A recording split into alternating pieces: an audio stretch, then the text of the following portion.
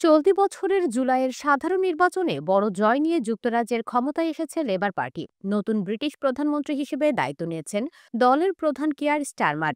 দলটি ক্ষমতা নেয়ার পর থেকে বাংলাদেশি আশ্রয়প্রার্থী সহ অন্তত 20,000 অভিবাসী উত্তর ফ্রান্স উপকূল থেকে যুক্তরাজ্যে পৌঁছেছে, যা অল্প সময়ে অভিবাসী প্রবেশের রেকর্ড বলে মনে করছেন অভিবাসী বিশ্লেষকরা।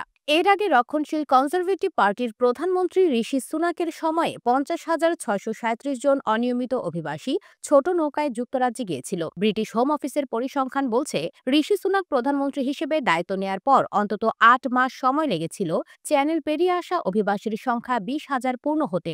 কিন্তু কিয়ার স্টারমার ক্ষমতায় এসেছে গ্রীষ্ম ও শরতে চ্যানেলে সবচেয়ে বেশি অভিবাসী আগমনের প্রবণতা দেখা যায়। এ কারণে মাত্র 4.5 মাসেই 20,000 অভিবাসী ফ্রান্স থেকে ব্রিটেনে পৌঁছেছে বলে ধারণা করা হচ্ছে।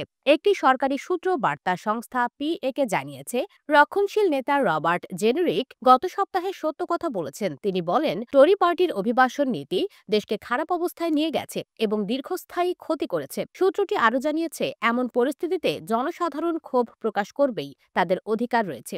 কনজারভেটিভ পার্টির এজন্য লজ্জিত হওয়া উচিত।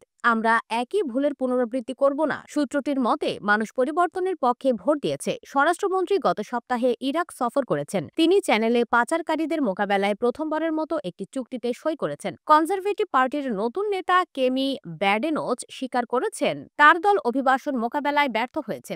এদিকে প্রধানমন্ত্রী কিয়ার স্টারমার সম্প্রতি ডাউনিং স্ট্রিটে এক সংবাদ সম্মেলনে বলেন, গত সরকারের প্রকল্প আমাদের ব্যর্থ করেছে।